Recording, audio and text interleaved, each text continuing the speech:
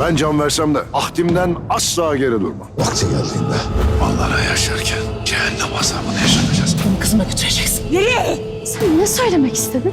Yoksa Halime ben mi?